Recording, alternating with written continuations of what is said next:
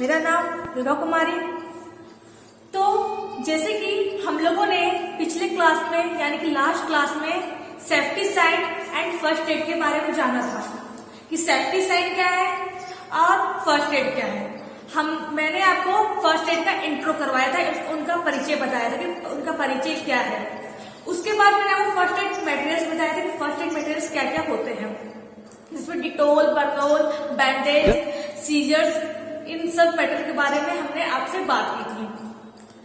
और जैसे कि आज मैं आपके लिए लेके आई हूँ आर्टिफिशियल रेस्पिरेशन प्रोसेस यानी कि कृत्रिम श्वास विधि। ये क्या है? कृत्रिम श्वास विधि। जैसे कि ये है क्या, ये प्रोसेस क्या है। मान लो कोई एक रोगी है, कोई इंसान है जो कि किसी चीज से पीड़ित है, एक रोगी है। अब वो क्या है कि वो इस कंडीशन में है, वो इस सिचुएशन में है कि खुद सांस नहीं ले पा रहा है, वो खुद से सांस नहीं ले पा रहा है, वो इस कंडीशन में है। तो उस समय आप उनकी मदद कैसे करते हो, आप उनकी जान कैसे बचाते हो। तो इस प्रोसेस में इनके बारे में ही बताया गया, इस चीज के बारे में आपको बताया गया है कि क्या है। तो ये क्या है, चार प्रोसेस होते हैं, चार मेथड होते हैं। क्या होते हैं? Schafer process, Sylvester process, Laborde process and by artificial respirator process. ये हमारे चार प्रोसेस होते हैं, चार मेथड होते हैं। इसको समझने के लिए कि अगर एक रोगी है, अगर एक पीड़ित इंसान है जो कि खुद से सांस अगर नहीं ले पा रहा हो, तो आप उस टाइम उनकी मदद कैसे करते हो। तो फ्रेंड्स, आप अगर देखना यहाँ पर, ये सेफर प्रोसेस है जिसको हिंदी में सेफर प्रोसेस एंड सेफर प्रक्रिया ही कहा जाता है। सिल्वेस्टर को हिंदी में सिल्वेस्टर ही कहा जाता है और लाबोर्ड को हिंदी में लाबोर्ड ही कहा जाता है। तो ये तीनों प्रोसेस है, ये तीन प्रोसेस आपके बुक्स में लिखे गए हैं।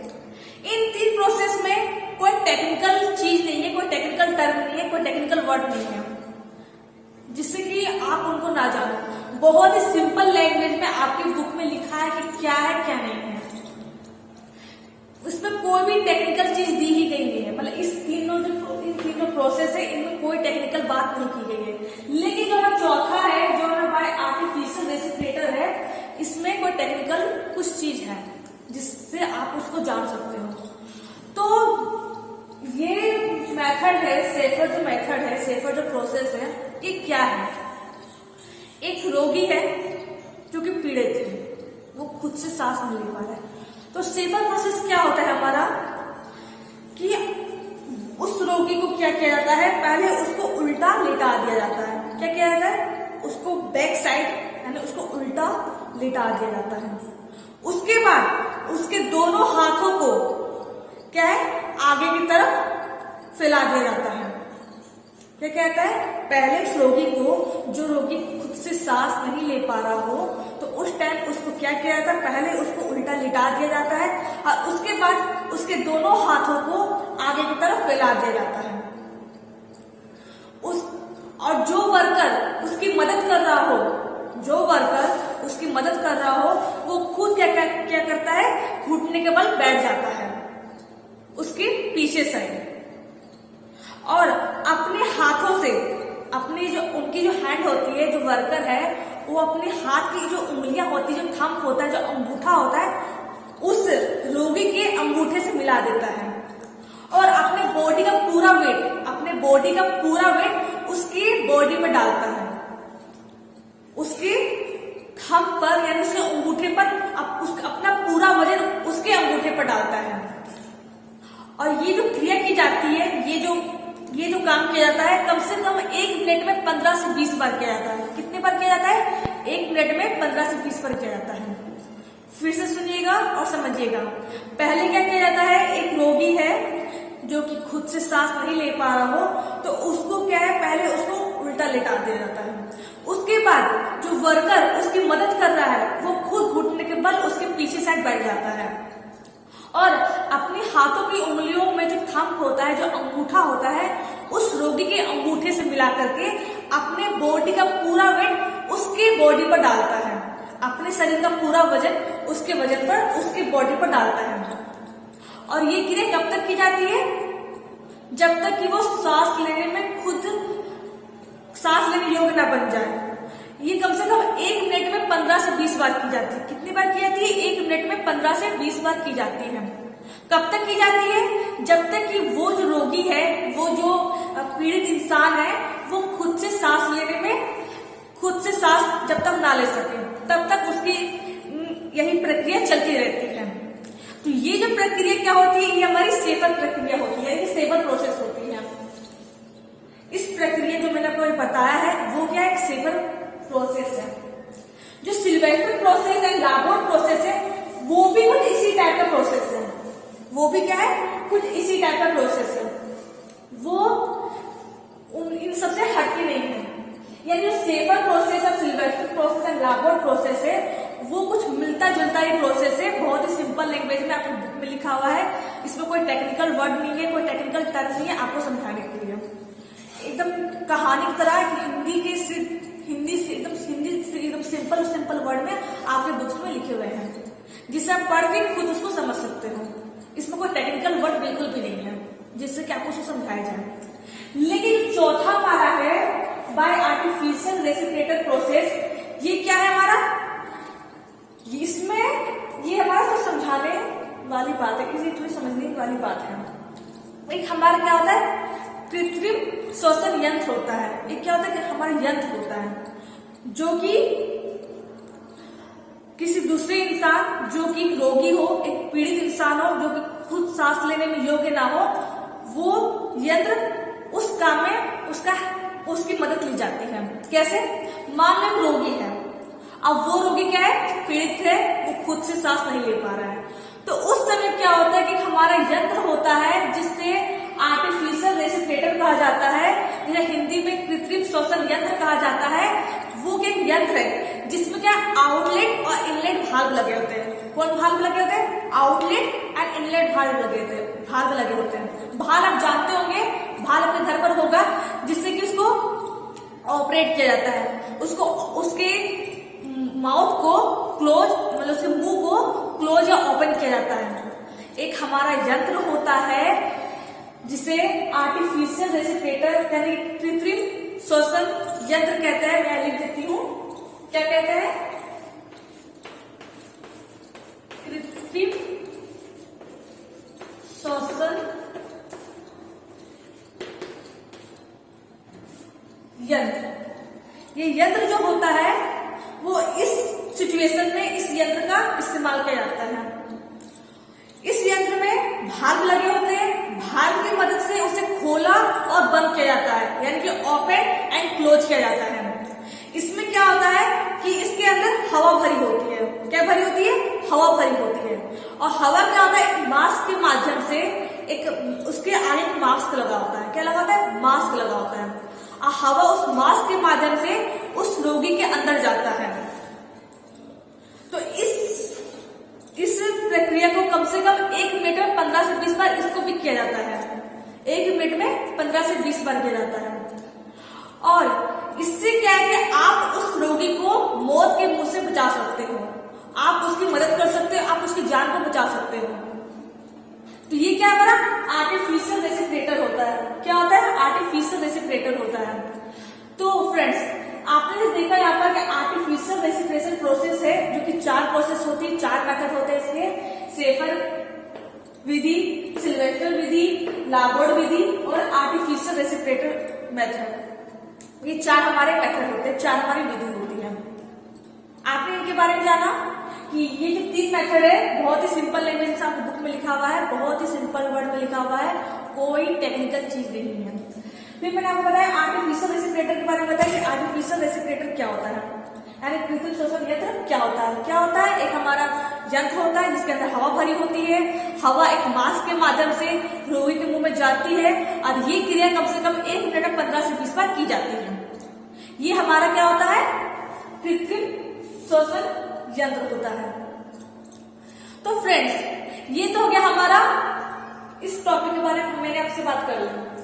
अब जो हमारा नेक्स्ट टॉपिक क्या है? पीपीई। क्या है? पीपीई। फॉर्म क्या है क्या नहीं है उसके बारे में जानेंगे।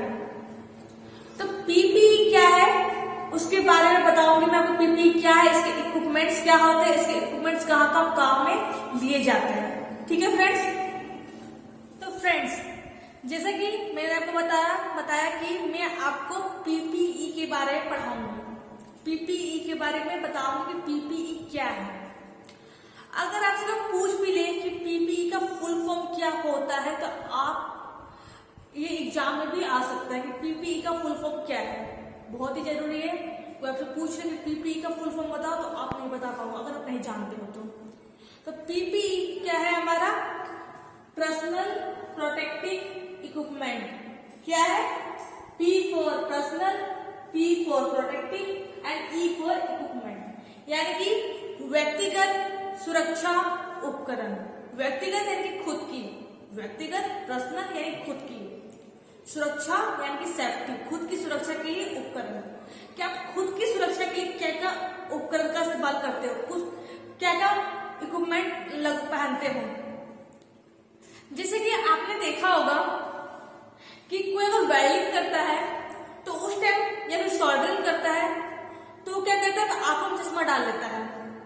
क्यों डालता है? क्योंकि जो चिंगारी है, वेल्डिंग करते समय जो चिंगारी निकलती है वो आंखों तक ना पहुंच पाए, क्योंकि अगर वो चिंगारी आंख तक पहुंचती है तो हमारे आंख को खराब कर सकती है, हमारे आंख को पूरी तरह से डिस्ट्रॉय कर सकती है। इसीलिए वो वर्कर क्या करता है, वेल्डिंग करते समय या सोल्डरिंग करते समय आंखों में चश्मा डाल देता है। अगर आपने कहीं देखा हो, कहीं अगर कंस्ट्रक्शन वर्क चल रहा हो, यानी कि कोई बिल्डिंग की कोई काम चल रही हो, कोई बिल्डिंग बना रहा हो कोई मजदूर सब, तो क्या करता है, माथे पर हेलमेट लगा लेता है, सिर पर हेलमेट लगा लेता है। क्यों? क्योंकि अगर बाय चांस कोई ईंट वगैरह अगर उनके सिर पर गिर भी जाए, बाय चांस गिर जाए तो उनके सिर को कोई नुकसान ना हो, वो हेलमेट उसकी हेड को प्रोटेक्ट, तो उसकी सुरक्षा करे, ये बताता है हेलमेट वो काम करता है। तो पर्सनल प्रोटेक्टिव इक्विपमेंट्स क्या है कि कोई भी काम करते हो आप, चाहे वो इंडस्ट्री लाइन में करते हो, कोई वर्कशॉप में करते हो या फिर कोई कंस्ट्रक्शन वर्क यानी कि निर्माण कार्य, कोई बिल्डिंग बन रही हो और वहां कोई मजदूर काम करता हो तो उसको इस इक्विपमेंट्स की जरूरत पड़ती है। वो इस उपकरण को पहनने के बाद काम करता है जिससे कि उसे कोई नुकसान ना पहुंचे और वो सेफली काम कर सके, किसी तरह कोई दुर्घटना ना हो। तो पीपीई क्या है? पर्सनल प्रोटेक्टिव इक्विपमेंट्स, व्यक्तिगत सुरक्षा उपकरण। तो अगर आपने देखा होगा कि कहीं अगर निर्माण कार्य चल रहा हो या कोई बिल्डिंग बन रही हो तो वर्कर वहां काम करते हैं, मजदूर वहां काम करते हैं, सिर में हेलमेट रहती है, पैर में सेफ्टी शूज रहते हैं, लेकिन वो तो पहनते ही है, वो तो इस्तेमाल करते ही है। लेकिन अगर उस बिल्डिंग का मालिक बिल्डिंग के अंदर एंटर करता हो कि काम के, अगर वो चाहता कि मैं काम देखना चाहता हूं काम कैसे चल रहा है, वो चाहता हो कि नहीं मुझे काम देखना है कि काम तुम लोग कैसा कर रहे हो, तो अगर वो भी उस टाइम बिल्डिंग के अंदर एंटर करता है तो उसको भी इस इक्विपमेंट की जरूरत पड़ती है। सभी की नहीं, काम के अकॉर्डिंग उसी तरह का इक्विपमेंट इस्तेमाल करना चाहिए। तो अगर उस बिल्डिंग का मालिक वहां एंटर करता है, वहां पर जाता है काम को देखने के लिए, काम को जानने के लिए, काम कितना हो रहा है कितना नहीं हो रहा है, तो उस मालिक को भी हेलमेट, सेफ्टी शूज, इन सब का इस्तेमाल करने के बाद ही वहां एंटर करना चाहिए। तो पीपीई क्या है? पर्सनल प्रोटेक्टिव इक्विपमेंट्स, यानी कि व्यक्तिगत सुरक्षा कवच, यानी कि खुद की सुरक्षा के लिए क्या क्या उपकरण का इस्तेमाल किया जाता है। ये कोई भी लाइन में, इंडस्ट्री लाइन, वर्कशॉप में, कोई आपका अपना खुद का बिजनेस हो, वेल्डिंग शॉप हो, सोल्डरिंग शॉप पे, वहां पर भी इन इक्विपमेंट्स का इस्तेमाल किया जाता है। तो इनके इक्विपमेंट्स क्या होते हैं? जैसे कि यहां में लिखा है हेड प्रोटेक्शन। क्या लिखा है? हेड प्रोटेक्शन, यानी कि सिर की सुरक्षा। तो क्या है, हेलमेट। जैसे कि आप जानते हो कि हेड की प्रोटेक्शन के लिए हम हेलमेट का इस्तेमाल करते हैं। जब ड्राइविंग भी करते हो तब उस टाइम हेलमेट लगाते हो। क्यों लगाते हो? कि बाई चांस अगर एक्सीडेंट हो जाए तो आपका सिर बच सके, आपके सिर को कोई नुकसान ना हो। तो उसी तरह हेलमेट क्या है, कंस्ट्रक्शन वर्क में भी और सब वर्क में भी हेलमेट का इस्तेमाल किया जाता है। हेलमेट जो है, हेलमेट के भी कई टाइप्स होते हैं और इनके भी कई, ये हेलमेट जो है ना बहुत से रंग के होते हैं, बहुत से कलर के होते हैं। अब उनके पोस्ट के अकॉर्डिंग, कोई अगर मजदूर हो तो उसको पीले रंग का हेलमेट मिलता है, कोई अगर लेबर हो, कोई मजदूर हो तो उसको पीले रंग का हेलमेट मिलता है, कोई अगर हमारा सुपरवाइजर हो तो उससे किसी और रंग का हेलमेट मिलता है। तो हेलमेट जो हमारा है ना, ये बहुत से टाइप्स के होते हैं, अब बहुत से कलर के भी होते हैं। दूसरा क्या है हमारा, हेयर नेट। क्या है, हेयर नेट, यानी कि बालों की सुरक्षा। क्या अगर कुछ आप काम करते हो तो आपके बाल को कोई नुकसान ना पहुंचे, आपके बाल गंदे ना हो जाए, उसमें किसी तरह की धूल गंदगी ना जाए, तो आप नेट का इस्तेमाल करते हो। नेट क्या होता है, जाली सा होता है, आप उस नेट को अपने सर पर बांध लेते हो जिससे कि आपके बालों की सुरक्षा हो सके। तीसरा क्या है हमारा, बम केप। बम केप क्या होता है, हमारा केप होती है, हमारी टोपी होती है, जिसका इस्तेमाल करने के बाद आप उस तरह के काम करते हो। मान लो आप किसी कंस्ट्रक्शन वर्क कर रहे हो तो आप हेलमेट इस्तेमाल करोगे, लेकिन अगर आप सिंपल काम कर रहे हो जिसमें हेलमेट की जरूरत नहीं है तो आप हेयर नेट का यानी बम केप का इस्तेमाल करोगे। जैसे मैंने बोला कि हेलमेट के टाइप्स होते हैं, इसके कलर के अकॉर्डिंग, इसके कलर भी बहुत, जो हेलमेट होते हैं ये बहुत से कलर्स के होते हैं। तो होगा तो मैं आपको हेलमेट के बारे में बता दूंगी, किसी क्लास में बता दूंगी कि हेलमेट क्या है और हेलमेट के कौन कौन से रंग होते हैं, किस किस पोस्ट के रंग होते हैं। दूसरा क्या है हमारा, फीट प्रोटेक्शन। क्या है, फीट प्रोटेक्शन, यानी कि पैरों की सुरक्षा। कि पैरों की सुरक्षा किससे की जाती है, तो मैंने यहाँ लिखा है सेफ्टी शूज। क्या लिखा है, सेफ्टी शूज। अगर आप कोई काम करते हो तो अगर आपके पैरों पे आप मतलब एक काम हो रहा है, ठीक है, और आपने क्या किया, आपने स्लीपर पहन के वहां एंटर कर लिया, स्लीपर पहना है, आपने चप्पल पहना है और आपने वहां एंटर कर लिया, आपने वहां एंट्री ले ली, तो क्या कि आपके पैरों को किसी तरह का कोई नुकसान हो सकता है। लेकिन उसी जगह अगर आप सेफ्टी शूज यानी कि सुरक्षा जूता का इस्तेमाल करते हो तो आपके पैरों को कोई नुकसान नहीं होगा, आपके पैर हमेशा सुरक्षित रहेंगे। ये होते हैं हमारे सेफ्टी शूज। तीसरा क्या है, आई प्रोटेक्शन, यानी कि आंखों की सुरक्षा। क्या है, आंखों की सुरक्षा। जैसे कि मैंने आपको बताया कि वेल्डिंग शॉप में जब कोई वर्कर या कोई यानी कोई उसका जो मालिक होता है जो वेल्डिंग करता है तो क्या करता है, अपनी शॉप में गोगल्स का इस्तेमाल करता है, यानी कि चश्मे का इस्तेमाल करता है। क्यों करता है, क्योंकि उसकी जो चिंगारी होती है, वेल्डिंग करते समय जो चिंगारी निकलती है वो आंखों तक ना पहुंच पाए और हमारे आंख खराब ना हो, हमारे आंख सेफ हो, सुरक्षित हो। तो उस समय क्या है, उस समय गोगल्स का इस्तेमाल किया जाता है। क्यों किया जाता है, आंखों की सुरक्षा के लिए। चौथा क्या हमारा, हियरिंग प्रोटेक्शन, यानी कि सुनने की सुरक्षा, यानी कि कान की सुरक्षा। हियरिंग प्रोटेक्शन क्या होता है, मान लो कि कोई काम हो रही है, ठीक है, कोई एक हमारी इंडस्ट्री है जहां पर बहुत सी मशीन चलती है, बहुत सी मशीन का इस्तेमाल किया जाता है, पर डे यूज किया जाता है मशीन का। अब मशीन जब इस्तेमाल करते हैं तो मशीन से बहुत ही ज्यादा साउंड उससे निकलती है। अब वो साउंड क्या है, कानों को चुभती है, बहुत ही ज्यादा चुभती है। तो उस समय क्या है, उस समय हियरिंग यानी कि ear muff, ear plug and ear bulb, इन सब का इस्तेमाल किया जाता है।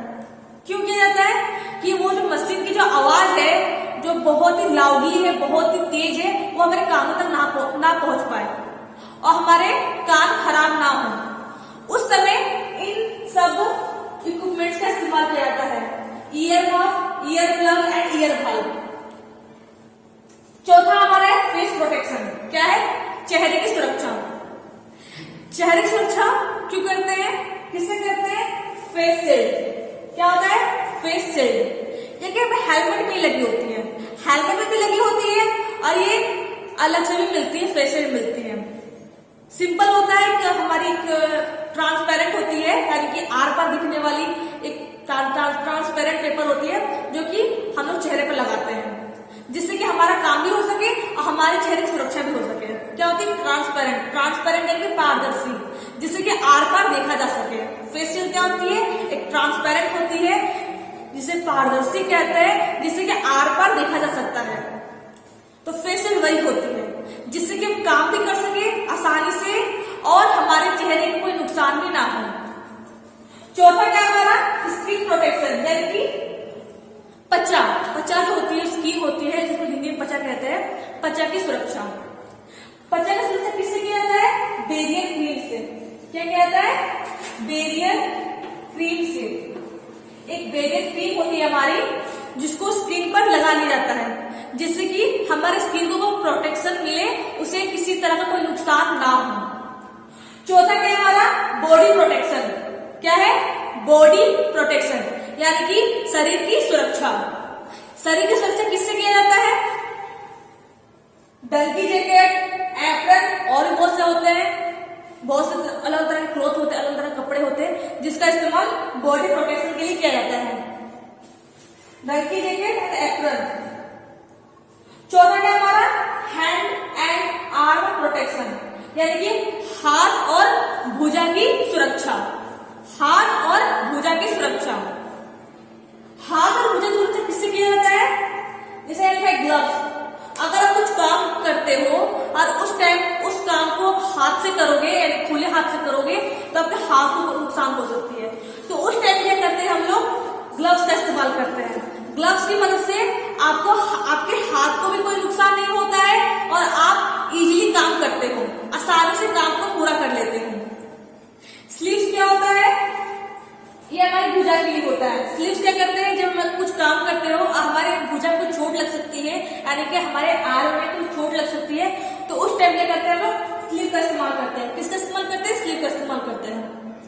तो फ्रेंड्स, जैसा कि मैंने आपको कुछ इक्विपमेंट्स के बारे में बताया है, कुछ उपकरण के बारे में बताया है कि क्या क्या उपकरण होते हैं, काम करते समय खुद की सुरक्षा के लिए क्या क्या उपकरण का इस्तेमाल किया जाता है, मैंने आपको यहाँ बतला दिया है। तो फ्रेंड्स, आज हमने क्या पढ़ा, आज हमने पहले सीखा कि कैसे कोई अगर रोगी होती है, कोई अगर रोगी है जो कि खुद से सांस अगर नहीं ले पा रहा हो तो उस टाइम उसकी मदद कैसे की जाती है। उसके हमने प्रोसेस के बारे में जाना कि उनके प्रोसेस क्या क्या प्रोसेस है। हम लोगों ने 4 प्रोसेस के बारे में जाना, Schafer process, Sylvester process, Laborde process and artificial respirator process. इन 4 प्रोसेस के बारे में जाना। उसके बाद मैंने आपको बताया कि पीपीई क्या है, पीपीई का फुल फॉर्म क्या है, पर्सनल प्रोटेक्टिव इक्विपमेंट यानी कि व्यक्तिगत सुरक्षा कवच। क्या क्या इक्विपमेंट्स का इस्तेमाल किया जाता है, जैसे हेड प्रोटेक्शन के लिए हेलमेट, बम कैप, फीट प्रोटेक्शन के लिए सेफ्टी शूज, आई प्रोटेक्शन के लिए गोगल्स, हियरिंग प्रोटेक्शन के लिए ear mask, ear bulb, ear plug, skin protection के लिए बेरियर क्रीम, फेस प्रोटेक्शन के लिए फेस शील्ड, बॉडी प्रोटेक्शन के लिए donkey jacket, apron and hand and arm protection के लिए ग्लव्स एंड स्लीव। फ्रेंड्स, तो मैंने आपको इस इक्विपमेंट्स के बारे में बता दिया है। अगर हो सके तो मैं आपको इस इक्विपमेंट्स के इसमें इन इक्विपमेंट को दिखाऊंगी कि ये इक्विपमेंट्स कैसा होता है, ये उपकरण कैसे होते हैं, दिखने में कैसा होता। तो होगा तो मैं आपको बताऊंगी, किसी क्लास में बता दूं कि ये उपकरण क्या है, कैसा दिखता है, कैसा नहीं दिखता है, तो मैं आपको बता दूंगी। तो आज के लिए बस इतना ही फ्रेंड्स। अगले क्लास में नया टॉपिक स्टार्ट करूंगी मैं आपको। अगर होगा तो फायर स्टार्ट कर दूंगी। फायर क्या है, कितने टाइप से फायर होते हैं, कितने प्रकार के आग होते हैं, मैं आपको अगले क्लास में बताऊंगी।